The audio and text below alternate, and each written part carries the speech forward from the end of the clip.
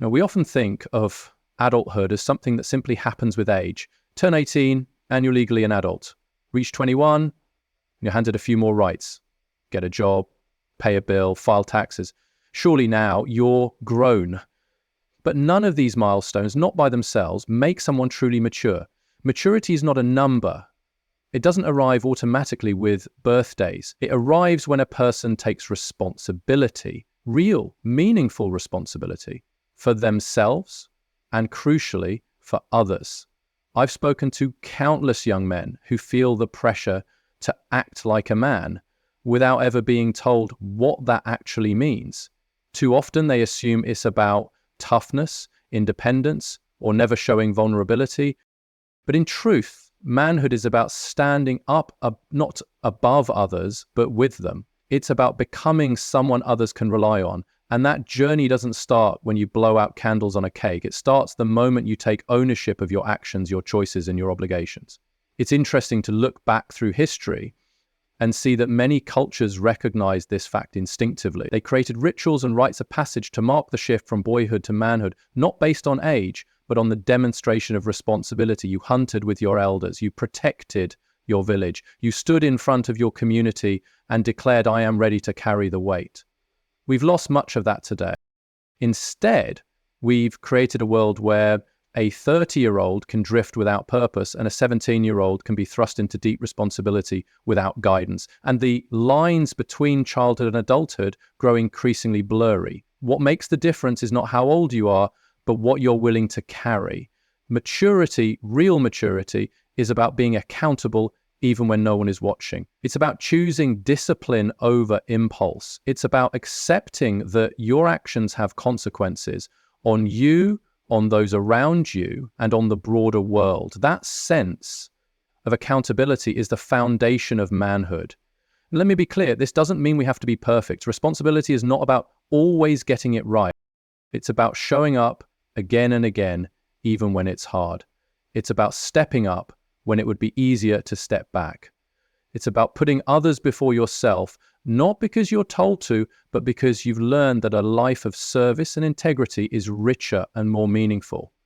In many ways, we've done young men a disservice by telling them that adulthood just happens, that one day they'll wake up and feel like a man, and when they don't, they think something must be wrong.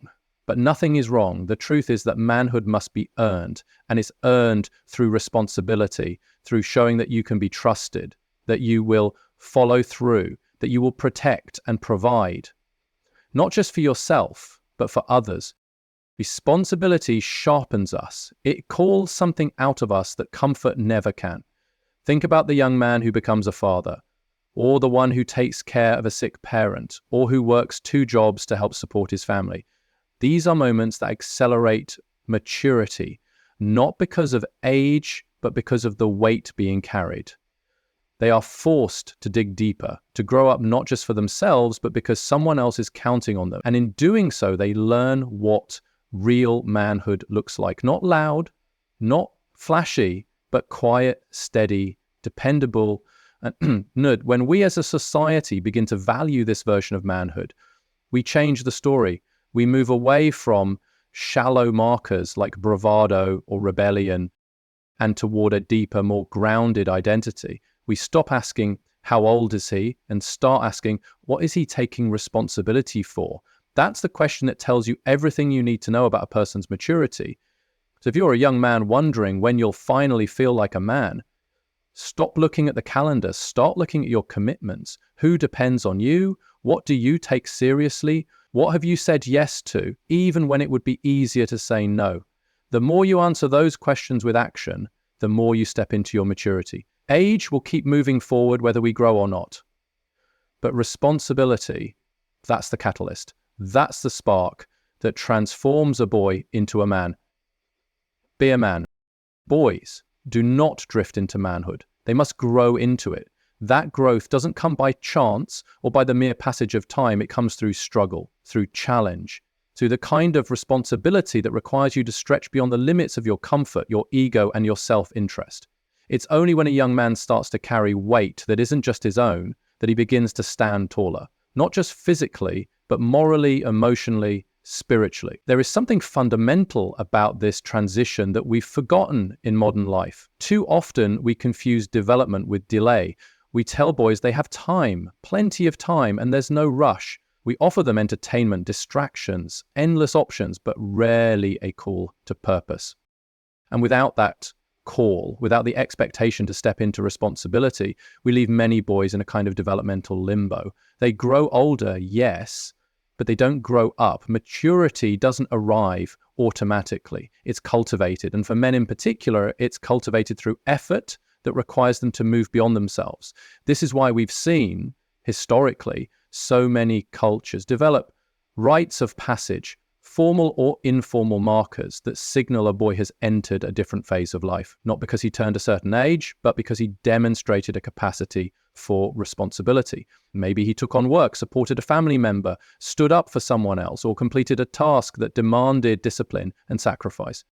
The common thread here is the idea of purposeful struggle, not struggle for the sake of suffering, but challenge that leads to development. Taking responsibility isn't easy. It's not supposed to be. That's the point. Whether it's committing to a job, showing up for a sibling, supporting a partner, or volunteering time to serve others, these are the acts that shape character. They force a man to reckon with the needs of others, to be dependable, and to wrestle with the weight of consequence. Without that kind of struggle, something is lost. Without it, the space where maturity should grow remains empty, and into that emptiness often rush confusion, resentment, or numbness.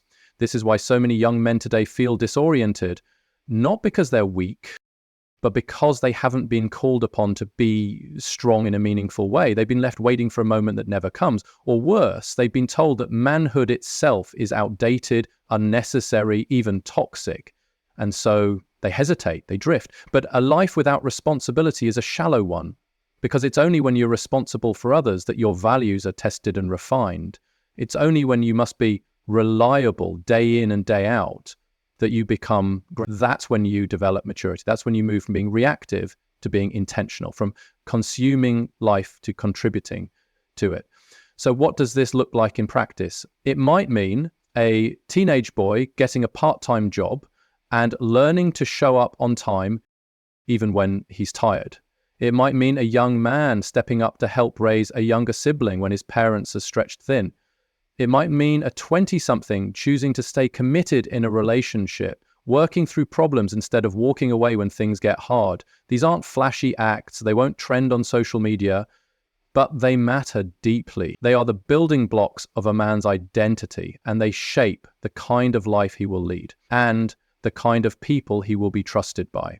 In a culture increasingly obsessed with ease, instant gratification, and personal freedom, we need to rediscover the dignity of duty. Responsibility isn't a burden to be avoided. It's a path to becoming. It's what gives a man his direction, his worth, his substance. You want to feel like you matter? Take responsibility for something, for someone. That's where it starts. Responsibility binds us to reality. It demands that we live not just for ourselves, but in service to others. It's the opposite of narcissism. It requires self-restraint, patience, resilience, all the traits we rightly associate with maturity. And it's these traits that sustain a man and those around him through life's inevitable trials. We can't just wait for boys to magically become men. We have to invite them into manhood. We have to expect something of them and support them as they take on more than they think they can carry, because they can carry it. And when they do, they discover something they didn't know was there, their own strength, their own purpose, their own sense of who they are becoming. A boy becomes a man when someone needs him, and he shows up. We are witnessing a delayed transition into adulthood, especially among young men. Extended adolescence isn't just a personal issue, it's a social one.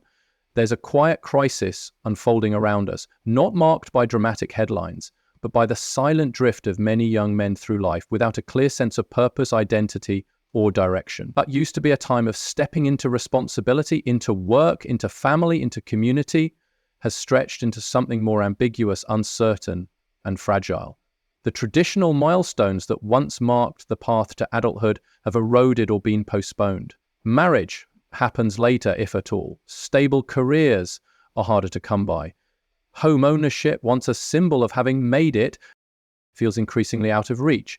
In the absence of these markers, many young men find themselves adrift, not necessarily because they lack potential, but because they haven't been invited or challenged to take on responsibility. And without responsibility, there is no true maturity. Without weight on the shoulders, there is no strength developed to carry it. We can't ignore how structural shifts in the economy and culture have contributed to this drift. The labor market, for example, no longer offers the same clear on-ramps to good, stable work for men without college degrees.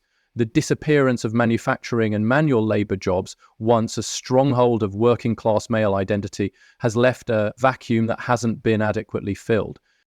But while these economic changes matter, they don't fully explain the crisis of delayed maturity, because deeper than economics is the question of expectation. What do we expect of young men? What are we calling them into? The truth is, too often we are not calling them into anything at all. We hesitate to talk about manhood for fear of reinforcing stereotypes. We back away from the language of responsibility for fear it will sound like blame. And in doing so, we leave too many young men without a map and without a mission. We say, take your time, figure it out, no pressure, and then we're surprised when they wander without direction. But responsibility isn't a burden we should avoid pressing onto the shoulders of the young. It's the very thing that helps them stand upright. Taking responsibility, whether for oneself, for a family, for a job, for a community, is how we build identity, how we gain confidence, how we mature. It's through responsibility that we discover not just what we can do, but who we are. And we don't mature by waiting for age to do the work. We mature by doing hard things, by stepping up even when we don't feel fully ready. The paradox of growth is that readiness often follows responsibility, not the other way around. When we give young men nothing to be responsible for, or worse, tell them that responsibility is toxic or outdated, we rob them of the very process that would help them grow. Some of this has to be personal.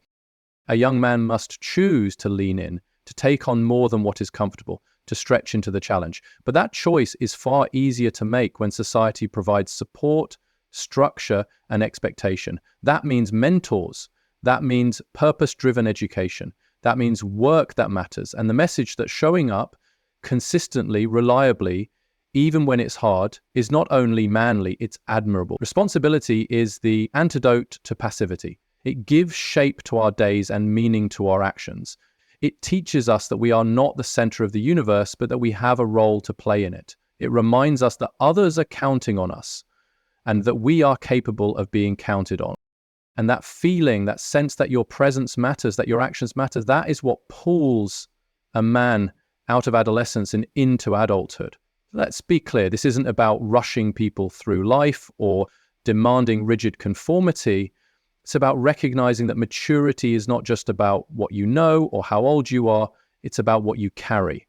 If we want stronger men, we need to offer them something worth lifting, something to protect, something to build, something to contribute to.